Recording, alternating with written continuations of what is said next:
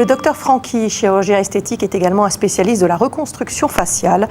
Avec son ONG Face au Monde, il fait venir des enfants du monde entier pour leur redonner un visage. Et aujourd'hui, nous allons faire la connaissance de Marie-Jeanne, une petite fille sénégalaise de 9 ans qui souffre de neurofibromatose. Un reportage de Grégoire Gosset et Isabelle Gastebois. Voilà, donc ça, c'est arrivé par Facebook. Et je trouve... Alors, c'est une fente bilatérale qui a dû être opérée et avec une nécrose d'une partie de la lèvre. Ouais. Et c'est un cas très complexe, mais oui, on peut tout à fait le prendre en charge. Hein. Ouais. Ouais. Voilà, puis j'ai reçu ça aussi du Congo. Ça, c'est un brûlé, un enfant grand brûlé. Je voulais ton avis, mais... Il faudrait une photo, la bouche ouverte. Mais ça peut être traité sur place. Ouais. Ça, on n'a pas de raison de le faire venir. Danielle était infirmière en pédiatrie pendant 40 ans.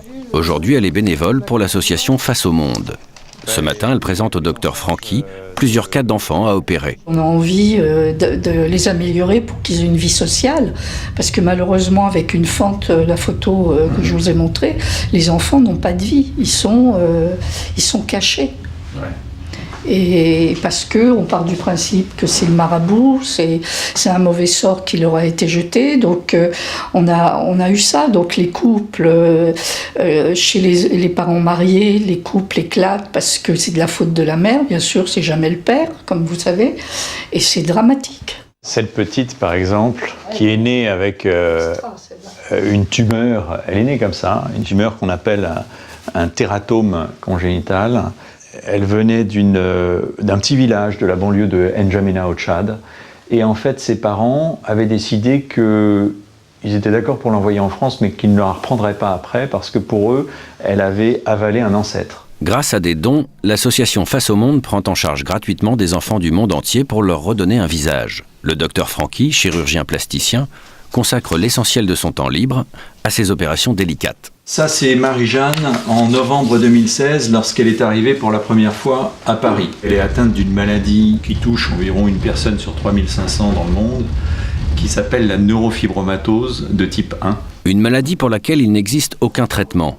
La chirurgie est donc le seul recours. Première intervention, 7 heures de chirurgie. Ça, c'est son état. C'était son état quelques semaines après la grosse intervention de 7 heures. Et malheureusement, les résultats des analyses de la tumeur retirée pendant cette opération sont inquiétants. Il va falloir la faire revenir pour explorer en fait ce petit foyer de tumeur qu'on a découvert dans la masse qu'on a retirée. On doit vérifier que tout a été retiré, d'une part, et d'autre part qu'il n'y a pas des cellules qui ont été disséminées par voie sanguine à distance, c'est-à-dire des métastases. Ziguinchor, capitale de la Casamance au sud du Sénégal. Marie-Jeanne vit à quelques kilomètres du centre, dans un quartier très populaire. Si l'opération de Marie-Jeanne est devenue possible, c'est d'abord grâce à Marine, qui a alerté le docteur Franqui sur sa situation. Nous avons un programme santé qui permet de prendre en charge les enfants issus de familles très vulnérables qui sont en difficulté pour accéder aux soins. La mère de Marie-Jeanne, atteinte de la même maladie sous une forme beaucoup moins sévère, élève sa fille seule dans cette petite maison. Il n'y a pas d'accès à l'électricité et il y a un accès à l'eau via un puits, mais il n'y a pas l'eau courante. La maman elle fait le petit commerce, elle essaye de chaque jour un peu se débrouiller, trouver quelques fruits, quelques légumes certainement dans les vergers alentours et pouvoir vendre ça au marché pour gagner un petit peu d'argent pour pouvoir gérer la famille et la nourriture de la journée, quoi. Et ils vivent environ avec 1,50 € par jour. Vous avez fait des heures de travail. Du au dépend de celui qui les cesse le son devait Bonjour Marie-Jeanne, bonjour mon petit frère. Comment tu vas?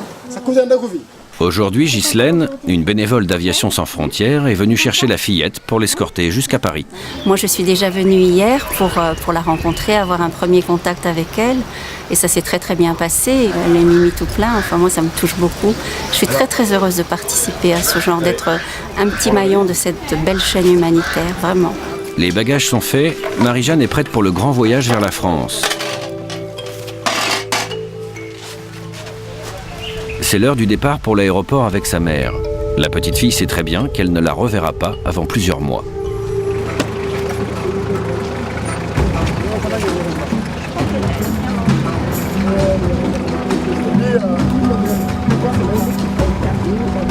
Ce qui peut mal se passer, c'est la rupture en fait. C'est une cassure totale de l'enfant. L'enfant va se retrouver déjà dans un avion, un contexte que l'enfant ne connaît pas, avec des personnes étrangères, avec une famille, se retrouver dans une autre famille, avec d'autres coutumes. Tout va être différent, le climat, l'alimentation, les comportements, etc. C'est un déracinement et un arrachement total. Le lendemain matin, à 6 h, après 2 vols et 10 heures de voyage, la bénévole d'Aviation sans frontières confie Marie-Jeanne à sa famille d'accueil. Un nouveau déchirement pour la petite.